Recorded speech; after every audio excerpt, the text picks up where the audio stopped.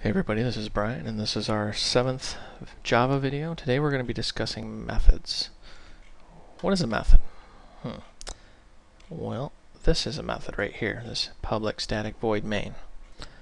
A method is a block of code. For example, we're going to say public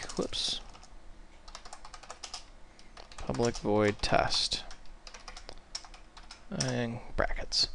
What does this do?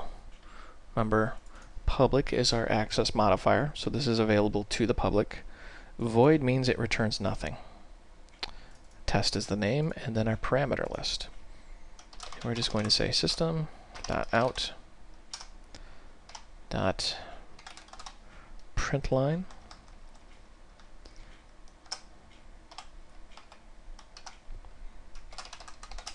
hello from test. And run it. Nothing happens. Why? Well, we're not using the method. To use the method, type the method name with the parameter list. Cannot make a static reference to a non-static method test from type start. What does that mean? Well, if you remember, static means that the class owns this, where public is an access modifier. Are those two related? No. They're both public. Static, once again, means this belongs to the class. This is not static. Meaning we'd have to create an instance of the start class. So let's do that.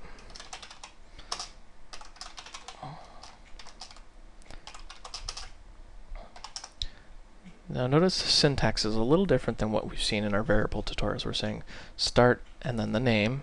So this is the class, this is the name, equals new start. So we're creating a new instance of this blueprint or this class called start. And then we're going to say mstart dot,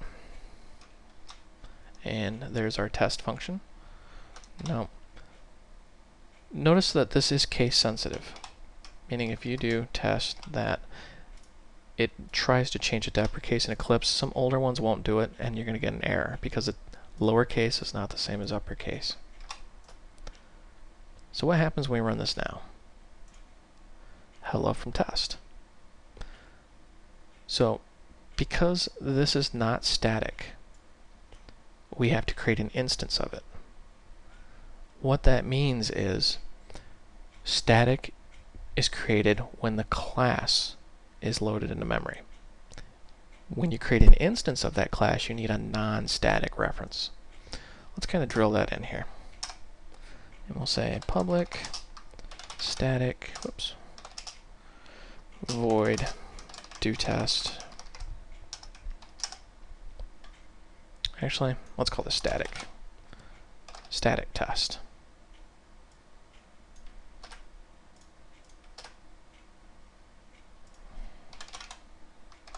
We'll say hello from static test. Now, let's just comment these out. And we're going to say start dot, and see how there is a static test. We have not created an instance of this class, yet we can access the static methods because the class is loaded into memory. Let's run it to verify. Yep, hello from static test. So what you need to understand is that static methods are loaded with the class.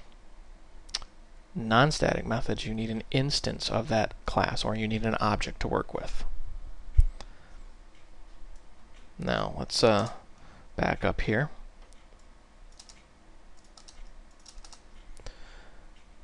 Let's make something a little different. Let's say public int, we'll call this 10 years. We'll say int age. We're just going to make something that returns your age plus 10 years. Now you notice how this is complaining, saying this method must return result type int. What does that mean? Well, remember, void returns nothing. Int. Void int. Okay, so we have to return an integer. Why they didn't say public static null? I don't know. It seems like it would have been a better convention. It's probably a holdover from the C++ days. Just know that we have to return an integer. So we'll say age plus 10. So when we call 10 years, we have to provide an argument called an age, and it's going to return the age plus 10 years. So let's do that. Let's say start dot 10 years. I'm 36. And if we run this, what do you think is going to happen? Well, nothing's going to happen. Why? Because we're not printing anything out into the console.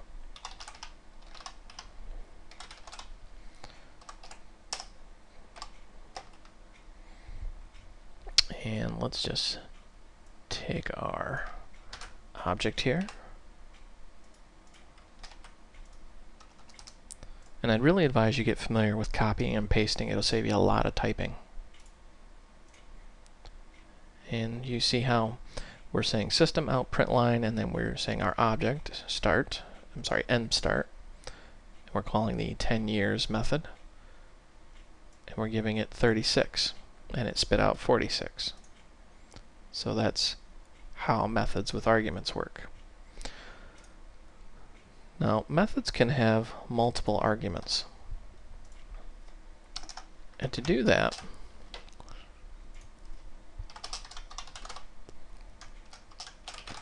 you just do a comma and then the other argument. Now, an argument is simply a type and a name. So we have int age, string name. Now this is also called operator overloading. Notice how we have two methods called 10 years. Whoops. But we have two different argument lists. To overload a method, you need to have a different argument list. Once again, these are two different methods with the same name, different argument lists. Now, when you go to do this, you see how there are two 10 years in your list. Let's actually move this down here so you can see what's going on. One calls age and name. So you can call either one. Now, what do you think is going to happen when we run that code? Which one of these is it going to call? We've got a 36 and a name. Is it going to call this one? No. It's going to call this one. So a lot of times what you can do is call the other one. Saves you from redoing all your code. Let's say this is hundreds and hundreds of lines of code. Well, you don't want to redo that. You just want to add a little extra functionality here. Whoops.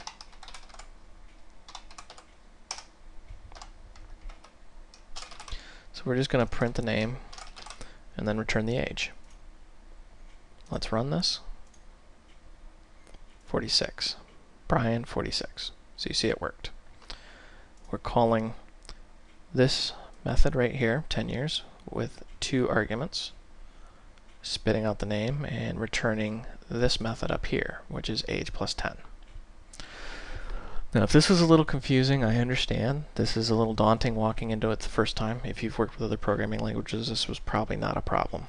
So I thank you for watching. I hope you found this video educational and entertaining, and I look forward to your feedback.